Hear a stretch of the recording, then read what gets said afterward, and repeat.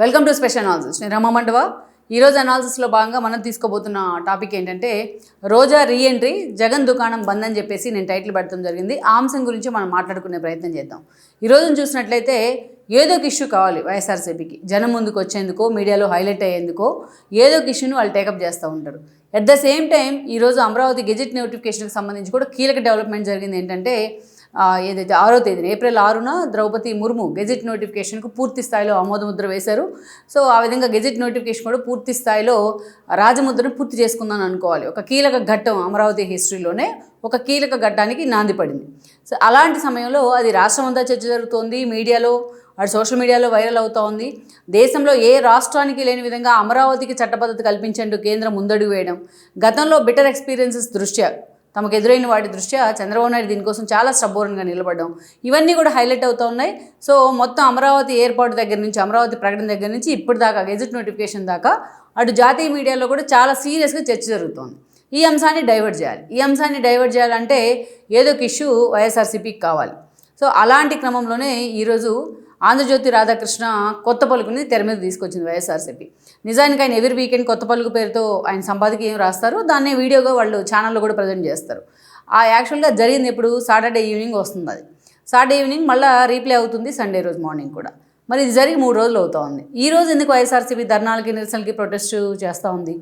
ఈరోజు ఎందుకు ఇంత లేటుగా ఈరోజు ఎందుకు పిలుపునిచ్చిందంటే మనం అందరం అర్థం చేసుకోవాల్సింది ఏంటంటే, ఈరోజు అమరావతి అంశాన్ని, గెజిట్ నోటిఫికేషన్ అంశాన్ని, అది జగన్మోహన్ రెడ్డి గురించి చర్చ జరుగుతుంది, ఆయన మీద నెగిటివిటీ ఇంపోజ్ అవుతుంది కాబట్టి దాన్ని సైడ్ ట్రాక్ చేయాలంటే ఏదో ఒక ఇష్యూ కావాలి. వాళ్ళకి ఏదైతే ఈ ఆటలో అరటిపండ్ల రాధాకృష్ణ గారి కొత్త పలుకు అంశం దొరికింది. ఈరోజు అతను రాసి 3 రోజులు అవుతూ ఉంటే ఈరోజు రోడ్డెక్కే ప్రయత్నం చేశారు వైఎస్ఆర్సీపీ నేతలు. ఎక్కడికక్కడ ఆ పత్రిక ఆఫీసుల ముందు కూడా ధర్నా చేశారు, నిరసనలు తెలిపారు. హైదరాబాద్లోని సెంట్రల్ ఆఫీస్ దగ్గర కూడా నిరసన తెలిపే ప్రయత్నం చేశారు. హడావిడి చేశారు, మొత్తం మంది మార్పులన్నీ వేసుకొని ఫ్లెక్సీలు ప్రింట్ చేసి. సో ఇలా జరిగిన తర్వాత వీళ్ళందరూ మాట్లాడింది ఒక ఎత్తు, చాలామంది చాలా దారుణంగా మాట్లాడే ప్రయత్నం చేశారు, బూతులు కూడా మాట్లాడే ప్రయత్నం చేశారు, ఒక పత్రికాధిపత్యాన్ని చూడకుండా. అలాంటిది ఇక ఏకంగా రోజా లాంటి వాళ్ళు, రోజా, భూమన, వీళ్ళంతా కలిసి తిరుపతిలోని పత్రికా కార్యాలయం ముందు ధర్నా చేయడం జరిగింది. ఈ క్రమంలో రోజా చాలా సీరియస్గా రెచ్చిపోయారు. ఏ స్థాయిలో రెచ్చిపోయారంటే వాళ్ళ భార్యల దాకా మ్యాటర్ కూడా తీసుకెళ్లే ప్రయత్నం చేశారు. రోజా ఇలా మాట్లాడే ముందు ఈరోజు ఆవిడ బయట ప్లే చేయాలన్నా, ఆవిడ ఏం మాట్లాడింది చెప్పాలన్నా నాకే షై ఫీల్ అవుతున్నాను నేను. అంత దారుణంగా మాట్లాడారు రోజా. ఈరోజు ఓ జర్నలిస్ట్గా నేనే సిగ్గుపడతా ఉన్నా ఈరోజు రోజా ఇలా మాట్లాడింది అని చెప్పడానికి. అంత దారుణంగా కామెంట్ చేయడం జరిగింది. ఇదే రోజాకి తెలీదా, ఆ రోజు రామోజీరావు అంటే ఈనాడు ఒక్కదానిగానే ఆయన చూడడం, ఒక బిగ్గెస్ట్ ఎంటర్ప్రెన్యూర్, ఆయన సక్సెస్ఫుల్ ఎంటర్ప్రెన్యూర్గా ఆయన అడుగుపెట్టిన రంగమే లేదు. అసలు ఈనాడు లాంటి ఒక వార్తాపత్రిక ఆద్యుడు రామోజీరావు, ఒక సామ్రాజ్యాన్ని నిర్మించాడు ఆయన. సో అలా రామోజీ ఫిల్మ్ సిటీ పేరుతో. అలాంటి ఒక వ్యక్తిని, అంత లెజెండరీ పర్సనాలిటీని పట్టుకొని ఎంత దారుణమైన భాషతో జగన్మోహన్ రెడ్డి పేపర్లో వార్తలు వేసేవాళ్ళు తెలుసా? ఆఖరికి బరిబాతల బట్టలు లేని ఫోటోలు కూడా వేసి ఆయన కార్టూన్లు ప్రచురించేవాళ్ళు తెలుసా? ఆ విషయం రోజాకి అవన్నీ ఎక్స్పోజ్ చేయమంటారా? ఎంత దారుణంగా అసలు పత్రికాధిపతుల్ని, మీడియా అధిపతుల్ని తీసుకొచ్చి రాజకీయాల్లోకి లాగిందే వైఎస్ఆర్సీపీ. మరొక వాళ్ళకి అంటించే ప్రయత్నం చేసిందే వైఎస్ఆర్సీపీ. మీకు గుర్తుందో లేదో, 2004లో వైఎస్ రాజశేఖర రెడ్డి సీఎం అయినప్పుడు కామ్గానే ఉన్నారు. 2009లో ఆయన సీఎం అయిన తర్వాత ఆల్మోస్ట్ ఆ లెదర్జీ వచ్చేస్తున్నారు, మనకేంటి తిరుగులేదు అన్నట్టుగా అహంకారం. ఆ అహంకారంలోనే దాంతోనే ఆ రోజున అటు రామోజీరావుని మార్గదర్శి పేరుతో కేసులే పీయడం దగ్గర నుంచి, ఆ తర్వాత మనం చూసినట్లయితే ఇటు రాధాకృష్ణని టార్గెట్ చేయడం వరకు చాలా అరచకాలు చేశారు. ఆ రోజున దారుణంగా జగన్మోహన్ రెడ్డి పేపర్లో వాళ్ళకి సంబంధించి కార్టూన్లు వేసేవాళ్ళు, బరిబాతల కార్టూన్లు వేసిన సందర్భాలు కూడా ఉన్నాయి. అప్పుడు ఈ రోజా లేదా రాజకీయాల్లో? అప్పుడు బాగానే ఉన్నారు కదా, అప్పుడు ఖండించే ప్రయత్నం చేయలేదే మీరు? మరి అప్పుడు ఇంకా టీడీపీలోనే ఉన్నారు, ఖండించడానికి ఆస్కారం కూడా ఉంది. మరి అప్పుడు తెలియదా రోజాకి ఇలా జరిగింది గతంలోని? అసలు ఈ మీడియాని తీసుకొచ్చి రాజకీయాల్లోకి ఇంపోజ్ చేసింది, రాజకీయాలకు మీడియాని అంటించింది కూడా జగన్మోహన్ రెడ్డే. సో అప్పటి నుంచే వికృత రూపం దాల్చింది 2 తెలుగు రాష్ట్రాల్లో మీడియా మొత్తం కూడా. దాన్ని జగన్మోహన్ రెడ్డి పందాను, వైఎస్ రాజశేఖర రెడ్డి పందాను జగన్మోహన్ రెడ్డి అందుకుంటే దాన్ని కేసీఆర్ లాంటి వాళ్ళు కూడా కంటిన్యూ చేస్తూ వచ్చారు. 1,00,000 నాగాలతో దున్నుతాను నేను రామోజీ ఫిల్మ్ సిటీ అని మాట్లాడారు ఆ రోజు కేసీఆర్, మళ్ళీ తర్వాత సైలెంట్ అయిపోయినారు ఎందుకో మరి. సో అలా ఒకటి రామోజీరావుని అరెస్ట్ చేయడానికి జగన్మోహన్ రెడ్డి ఏ స్థాయిలో ఎఫర్ట్ పెట్టారో కూడా మనకు అందరికీ తెలిసిందే. ఇన్ని అరాచకాలు చేసింది జగన్మోహన్ రెడ్డి కాదా? ఇంత దారుణాలు చేసిన జగన్మోహన్ రెడ్డి కాదా? అలాంటి మీరు పత్రికా స్వాతంత్రం గురించి, మీడియా విలువల గురించి మాట్లాడుతుంటే నవ్వు వస్తాం, నోటితో నవ్వట్లా జనాలు ఈ రోజున. వీళ్ళందరూ మాట్లాడేది ఒకే ప్రొటెస్ట్ చేయాలనుకున్నారు మీరు. ఆయన కొత్త పలుకులు ఏదో కామెంట్స్ చేశారు, అది మీకు రోషం వచ్చింది. అంతకన్నా ఒకసారి వెనక్కి తిరిగి చూసుకోండి మీ వెనక ఏం జరుగుతుందో. మిమ్మల్ని సోషల్ మీడియా, మీ పార్టీకి చెందిన సోషల్ మీడియానే, మీ పార్టీకి చెందిన సోషల్ మీడియా పేజెస్ మీదే చాలా దారుణంగా జగన్మోహన్ రెడ్డిని ట్రోల్ చేస్తూ ఉన్నారు మావిగన్ విషయంలో. అది చూసుకోవట్లేదా మీరు? దాంతో పోలిస్తే ఇది అదే టిప్ ఆఫ్ ఐస్బర్గ్ అంటాం, రాధాకృష్ణ రాసింది కొత్త పలుకులో. అది చూడడంతో వీళ్ళకి రోషం వచ్చింది. ఓ 2 రోజుల నుంచి ప్రెస్ మీట్లు పెడతా ఉన్నారు. సో ప్రొటెస్టులు కాల్ఫర్ చేసే ప్రయత్నం చేశారు. మళ్ళీ కంటిన్యూగా 2-3 రోజులు ధర్నాలకు కూడా పిలుపునిస్తూ ఉన్నారు. ఇంత జరుగుతున్నా రాధాకృష్ణ ఎక్కడైనా దీని మీద స్పందించారా? ఎక్కడైనా బయటకు వచ్చి వివరణ ఇచ్చే ప్రయత్నం చేశారా? ఆయన్ని మీరు గెలకూడదు అట్లాంటి వాళ్ళని. కొంతమందికి కల్ట్ ఫాలోయింగ్ ఉంటుంది. అలాంటి వాళ్ళని, వాళ్ళు జర్నలిస్టులు అయినా, పొలిటీషియన్స్ అయినా, యాక్టర్స్ అయినా సరే, అనవసరంగా మీరు అతన్ని టచ్ చేయకూడదు. కానీ ఆ పొరపాటు టచ్ చేసే ప్రయత్నం చేశారు. ఈరోజు నెక్స్ట్ కొత్త పలుకులో ఇంకా ఏం రాబోతుంది అనేది మీరు చూడబోతూ ఉన్నారు. సరే, అది పక్కన పెడితే ఈరోజు రాష్ట్రం అంతా కూడా ఈ విషయం మీద ధర్నాలు, ప్రొటెస్టులు, నిరసనలు చేస్తూ వచ్చారు. అటు లోకేష్ దగ్గర నుంచి పవన్ కళ్యాణ్ దాకా, చంద్రబాబు నాయుడు దాకా అందరూ దీన్ని ఖండించడం జరిగింది. సరే, అది పక్కన పెడితే వీళ్ళంతా మాట్లాడింది ఒక ఎత్తు అయితే, రోజా ఒకటి మాట్లాడింది ఒక ఎత్తు. ఈ రోజున ఎంత దారుణంగా రోజా కమెంట్స్ చేశారు అంటే అంత దారుణంగా, ఆఖరికి వాళ్ళ భార్యల దాకా చాలా దారుణంగా రోజా కామెంట్ చేయడం జరిగింది. అసలు కమెంట్స్ చూస్తే సిగ్గుపడతా ఉంది. ఆ కామెంట్స్ వినాలన్నా కూడా అసహ్యంగా ఉంది ఆవిడ మాట్లాడుతున్న తీరు. అసలు చాలా చాలా నోటికి రాని పదాలు, మనం చెప్పలేని పదాలు, మనం వాడలేని పదాలు. మనకు ఒక క్రెడిబిలిటీ ఉంటుంది కదా చిన్నతనం నుంచి, మన పేరెంట్స్ పెంచిన విధానము, మనం సమాజాన్ని చూసిన విధానము, మనం పెరిగిన విధానము మనకు ఒక క్యారెక్టర్ ఇస్తుంది అనమాట.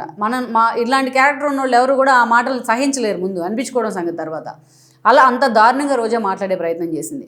రాష్ట్ర వ్యాప్తంగా వైఎస్ఆర్సీపీ శ్రేణులు, నేతలు మాట్లాడింది ఒక ఎత్తు అయితే, ఈరోజు రోజా లాంటి వాళ్ళు మాట్లాడింది ఒక ఎత్తు. ఈరోజు నాగార్జున అని చెప్పి, నాగార్జున అసలు అతని పేరు పలకడానికే నాకు ఇష్టం లేదు. అతను కూడా రాధాకృష్ణన్ తిడుతూ ఉన్నారు. ఈ రోజున అతని స్థాయి ఏంది, అతని విలువ ఏంటి, అసలు పిల్లవచ్చా, అతను వచ్చి ఈరోజు ఏబిఎన్ రాధాకృష్ణన్ తిడుతూ ఉన్నారు. ఇలా ఈ స్థాయిలో రోజా మాట్లాడడం అనేది, ఈ స్థాయిలో జగన్మోహన్ రెడ్డి ఇంత ఏహ్యంగా భాషను మాట్లాడిపోయడం అనేది చాలా దారుణం. ఎక్కడికి తీసుకెళ్తా ఉన్నారు అసలు? ఇది రాధాకృష్ణన్ డిమాండ్ చేసినంత మాత్రం అతను వచ్చి మీకు సారీ చెప్పాలా? ఇంతకన్నా దారుణంగా అతన్ని మీరు టార్గెట్ చేయండి. మీ వైఎస్ రాజశేఖర రెడ్డి దగ్గర నుంచి ఇప్పటిదాకా టార్గెట్ చేస్తూనే ఉన్నారు అతన్ని. ఈరోజు రోజా మాట్లాడిన భాష చూసిన తర్వాత సభ్య సమాజం సిగ్గుపడుతుంది, లేకపోతే మా విలువలు ఎక్కడ పోయినాయి, ఇవన్నీ మాట్లాడుకోవడం కూడా వేస్టే. చాలా దారుణంగా ఉన్నాయి రోజా చేసిన కామెంట్స్. ఈమె ఇదే రోజా ఏ స్థాయిలో గతంలో మాట్లాడి ఉంటుంది? ఒక బ్రాహ్మణి గురించి, ఒక భువనేశ్వర్ గురించి, పవన్ కళ్యాణ్ భార్యల గురించి, పవన్ కళ్యాణ్ పెళ్లిళ్ళ గురించి ఏ స్థాయిలో మాట్లాడింది? ఈవిడ అమరావతి రైతుల గురించి మాట్లాడింది ఎవరికైనా గుర్తుందా? ఆడంగి వెదవుల్లాగా లేడీస్ని ముందు పెట్టి ఉద్యమాలు చేపిస్తున్నారని మాట్లాడింది. మరి దానికి రోజా సారీ చెప్పాలి కదా, ఇలాంటి వాళ్ళని సారీ అడిగే ముందు. ఈరోజు మీకు భార్యలు లేరా, వాళ్ళందరికీ నేను వార్నింగ్ ఇస్తున్నాను అంటుంది. ఈవిడికి సెలవుమని లేడా, వదిలేసి ఊరుకున్నాడా రోడ్డు మీద? ఎంత దారుణంగా రోజా కామెంట్ చేస్తూ ఉందంటే ఈ రోజున, అసలు తాను ఒక మాజీ మంత్రి, ఆవిడ 2 సార్లు ఎమ్మెల్యే అయ్యారు, అది కూడా మర్చిపోయి రోడ్డు మీద బజార్ భాష మాట్లాడుతూ ఉంది ఆవిడ. సారీ టు సే ఇట్లాంటి భాష మాట్లాడుతున్నందుకు. చాలా దారుణమైన భాష. ఈరోజు ఆఖరికి మారుమూరు పల్లెటూళ్ళల్లో ఉండే వాళ్ళు కూడా ఈరోజు గతంలో పంపుల దగ్గర, నీళ్ళ దగ్గర కొట్టుకునేవాళ్ళు. అట్లాంటప్పుడు వచ్చేది ఈ భాష. అలాంటి భాష ఇప్పుడు రావట్లేదు. అంతా మ్యాక్సిమం చదువుకున్న వాళ్ళే ఉంటా ఉన్నారు, కాస్త పరిణతి చెంది, కాస్త ఎవల్యూట్ అవుతూ ఉన్నారు సమాజాన్ని చూసే కొద్దీ. ఈవిడ జగన్మోహన్ రెడ్డి లాగా నిజంగానే వెనక్కి తీసుకెళ్తుంది ఆ భాషని, సంస్కృతిని కూడా. ఇదే రోజు అఖిలప్రియ గురించి ఏం మాట్లాడారు? ఆ రోజు మగాళ్ళలాగా చుడీదారులు వేసుకొని వస్తాం. మగాళ్ళు వేసుకుంటారా చుడీదారులు? లోకేష్కి చీరలు గాజులు పంపిస్తానని మాట్లాడారు. ఎందుకు పంపిస్తావు చీరలు గాజులు? చీరలు గాజులు అంటే నీకు అంత లోకువా? అమ్మాయిలు వేసుకునే వస్తువులు, మహిళలు గౌరవంగా చూసే వస్తువులు అంటే నీకు అంత లోకువా? ఇంత దారుణంగా ఈవిడ మాట్లాడిన మాటలు, ఈవిడ బిహేవియర్, ఇవన్నీ డైలాగ్ మొత్తం ప్లే చేయాలంటే ఒక 10 రోజులు పడుతుంది. ఒక సినిమాలాగా, ఒక డాక్యుమెంటరీ తీస్తే ఈవిడ మీద. ఈవిడ ఎప్పుడైతే ఎంట్రీ ఇస్తుందో అప్పుడు వైఎస్ఆర్సీపీకి ఏదో ఒక ఇబ్బంది వస్తుంది. అందుకే గతంలో గంగాభావని లాంటి వాళ్ళు ఈవిడ కరెక్ట్ పర్సన్. ఈవిడికి ఆ రోజు ఐరన్ లెగ్ అని ఈవిడికి పేరు పెట్టింది కూడా ఆవిడే. రోజు కన్నీళ్ళు పెట్టుకునేది ఆవిడ మీడియా ముందు వచ్చి, నన్ను ఐరన్ లెగ్ అంటున్నారు, నన్ను ఐరన్ లెగ్ అంటున్నారని. ఈవిడ ఎంట్రీ ఇచ్చిన ప్రతిసారి వైఎస్ఆర్సీపీకి ఏదో డ్యామేజ్ జరుగుతోంది. ఈమె మొన్నటి ఎన్నికల్లో నగర్ నుంచి 45,000కు పైగా ఓట్లతో ఓడిపోయింది. నగర హిస్టరీలోనే ఆ రికార్డు లేదు. అలాంటిది ఈరోజు నగర్లో ఫేసే లేదా ఓకే ఆవిడ చూపించుకోవడానికి. అందుకే మాటకు ముందు పోయి చెన్నైలో ఉంటా ఉంది. మొన్న గాలి భానుప్రకాష్ని పట్టుకొని గాలుడు ఉందా? ఇంకా అంతకన్నా ఏమైనా ఉంటుందా? నీకు అసలు చట్టసభల మీద గౌరవం ఉందా? పవన్ కళ్యాణ్ పట్టుకొని నువ్వు మిడిల్ ఫింగర్ చూపించావు వైజాగ్లో. మర్చిపోతారా ఎవరైనా సరే ఇవన్నీ?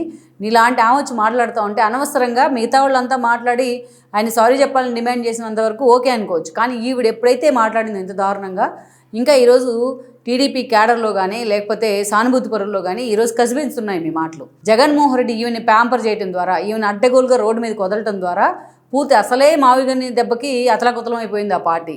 ఇలాంటి ఆమెను వదలడం ద్వారా ఇలాంటి సెన్సిటివ్ టైంలో ఇంకా పూర్తి స్థాయిలో జగన్మోహన్ రెడ్డి తన కొంప తానే కొల్లేరు చేసుకుంటూ ఉన్నారు ఈ రోజున.